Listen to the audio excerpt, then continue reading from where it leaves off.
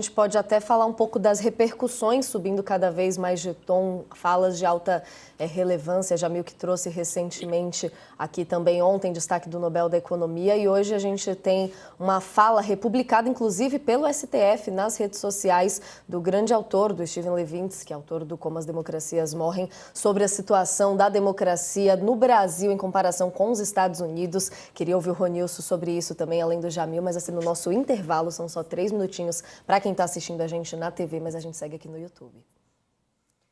Nessa publicação, Ronilson, a gente viu então o perfil oficial do STF repostando uma declaração dizendo que o Brasil tem um sistema mais democrático do que os Estados Unidos. Nessa análise do professor de Harvard, do autor Steven Levitsky, em uma entrevista para a BBC, dizendo, inclusive, que hoje o Brasil é um sistema mais democrático do que os Estados Unidos. Esse pode não ser o caso daqui a um ano, mas hoje as instituições brasileiras estão funcionando melhor. Qual que é a importância da gente ver discursos como esse, inclusive defesa de instituições aqui do país, vindo de nomes tão grandes do intelectual do mundo?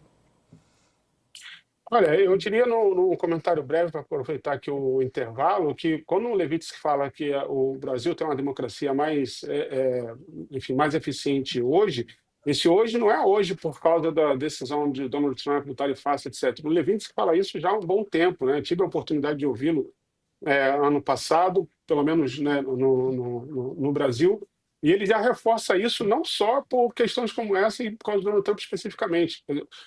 A democracia americana, com muitas falhas, desde seu processo eleitoral, sua forma de eleição presidencial, a maneira com que cada estado consegue bagunçar completamente o sistema eleitoral, a possibilidade de voto. A gente tem muitos casos de supressão de votos, o Jamil conhece bem, né, de muitos casos de supressão de votos nos Estados Unidos, violação ao direito ao voto, sobretudo de populações mais pobres, da população negra, das pessoas encarceradas, etc.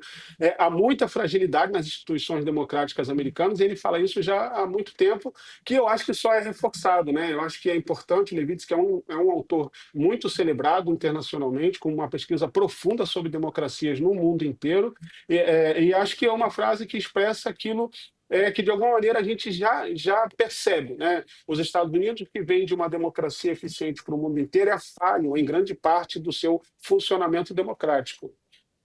Muito importante, tem até alguns trechos aqui que a gente pode ir colocando dele, destacando também que aqueles que enfrentam ameaças e intimidação do Trump, aí citando especificamente o presidente americano, tem mais chance de sucesso em embates comerciais e negociações de tarifa com os Estados Unidos, né, Ronilson? Até para a gente complementar aqui com a discussão como um todo tarifária, que a gente também queria comentar aqui com você, como que a gente pode entrar nessa repercussão? A gente viu como isso tem acontecido, né? Como o Donald Trump tem arrastado uma hostilidade, uma grande hostilidade, e unindo oposições em determinados países. Um caso mais notório é o do Canadá, talvez tenha sido um dos primeiros, mas não só, onde a ingerência dos Estados Unidos, se você pensar no caso da África do Sul, em que o país, a oposição e governo se sentiu completamente aviltada pelas declarações de Donald Trump com relação ao racismo contra os brancos nos Estados Unidos. Então, eu acho que ele está trazendo uma onda, e o Brasil está vendo uma experiência semelhante, né? A gente está vendo que a oposição está ali sambando com uma certa insegurança, não por acaso o Centrão, que é o nosso fiel da balança, está tentando fazer algum tipo de intervenção que possa considerar democrática, que a oposição está sambando com idas e vindas na defesa das declarações de Donald Trump, porque sabe que internamente grande parte dessas atitudes e declarações são indefensáveis e são, inclusive, agressivas com relação à soberania nacional desses países, em especial o Brasil. A situação do Brasil está bem específica nessa questão do tarifaço por causa dessa questão política, né, Jamil? Mas como que a gente pode sentir, até da sua percepção, da leitura, inclusive da imprensa no mundo, que está crescendo ou não a opinião em torno de críticas a esse comportamento do Donald Trump nas questões das tarifas? Não, sem dúvida. E o que existe é uma tentativa de entender o método, vamos assim, de barganha. E cada vez mais fica claro que nós estamos falando não só de um método de barganha, nós estamos falando de chantagem, né? E isso está ficando cada vez mais claro.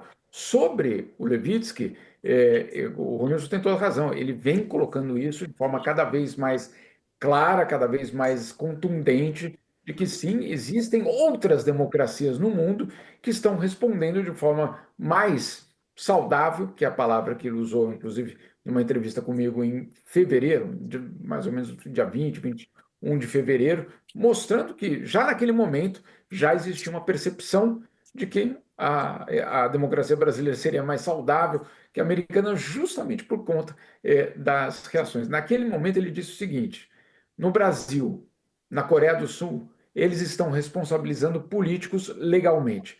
Claro que o processo precisa ser justo, mas assumindo que ele é correto, e eles parecem ser corretos, levar presidentes corruptos ou que conduzem golpes de Estado à justiça é um recado importante para a sociedade e para outros políticos de que isso não pode acontecer. A resposta institucional do Brasil é muito mais saudável que a resposta dos Estados Unidos. E é curioso a gente até olhar do lado de cá, né, Josias? Não é muito comum o STF repostar publicações assim de terceiros, né? Como que a gente pode ver essa publicação nesse contexto das falas que o Jamil e o Rony estavam analisando aqui pra gente? Hoje a resposta que o Brasil dá às suas perversões é muito mais eloquente, mais eficaz do que as que foram dadas nos Estados Unidos, né? E nesse aspecto o Levitsky tem toda a razão, né? Os Estados Unidos há muito deixaram de ser um bom exemplo em matéria de democracia. E com a volta do Trump à Casa Branca, consolidou-se a percepção de que os Estados Unidos passaram a ser um extraordinário aviso, um aviso do que pode acontecer quando as sociedades ignoram os riscos de cair numa autocracia. Sob o Donald Trump, os Estados Unidos convivem hoje com vícios e práticas que antes eram associadas apenas a nações bananeiras do terceiro mundo, com todos os riscos para o sistema político e para as relações econômicas, né? O Brasil tem, no 8 de janeiro de 2023, um episódio comparável ao que ocorreu 2 anos antes, em 6 de janeiro de 2021, nos Estados Unidos, quando os apoiadores do Trump invadiram o Capitólio, a sede do Congresso americano. E houve, no caso americano, até algo mais grave do que o que aconteceu no Brasil, em termos de resultado prático, e morreram 5 pessoas no ataque dos Estados Unidos. Mas, diferentemente do que aconteceu no Brasil, o 8 de janeiro foi visto como uma violação à democracia, como algo que deveria ser tratado como um assunto de Estado e, portanto, passível de punição grave. Houve um atentado contra a democracia. Nos Estados Unidos, o 6 de janeiro virou matéria-prima para um embate político entre democratas e republicanos, acabou virando um mero tema de partidário, para politicagem. E com a volta do Trump ao poder, algo que no Brasil, de novo, numa resposta mais eficaz, aqui a justiça eleitoral é efetiva, nos Estados Unidos nem existe, e o Bolsonaro foi declarado inelegível já num primeiro momento, logo depois que deixou a presidência. Portanto, nem pode, se quisesse, não poderia retornar à presidência. Nos Estados Unidos voltou o Trump à presidência a despeito de várias condenações judiciais, e ainda que fosse preso pela lei americana, ele poderia virar presidente, e ele anistiou todo mundo. As condenações no Brasil vieram, embora o 8 de janeiro tenha ocorrido antes ou depois, 2 anos depois do 6 de janeiro, as condenações no Brasil começaram antes. Mas nos Estados Unidos, embora mais tardias, aconteceram também as condenações. Foram difundidas não houve a centralização como aqui, está sendo julgado tudo no Supremo. Nos Estados Unidos, não. Houve um espraiamento dos casos pelo judiciário nos estados, mas efetivamente houve condenações. O Trump anulou tudo isso, perdoou todo mundo. Então, obviamente, o que está acontecendo no Brasil, onde não houve e não há perspectiva de que aconteça, pelo menos no curto prazo, anistia, quem está condenado foi condenado, está preso, quem não tinha culpa foi absolvido, alguns admitiram culpa e a culpa era pequena a ponto de obter ali um acordo de não persecução penal, mas as coisas estão andando. E agora há uma perspectiva de ocorrer em setembro a condenação da fina flor do alto comando do golpe, incluindo o Bolsonaro. Então, obviamente, a resposta no Brasil foi mais efetiva, tem sido mais eloquente do que a que aconteceu nos Estados Unidos, Nos Estados Unidos, se considerarmos o perdão que foi concedido pelo Trump, tudo resultou em pizza. Aqui não, aqui as coisas foram vistas, e até a maioria do eleitorado viu assim, porque as pesquisas indicaram, como uma violação à democracia impassível de contemporanização.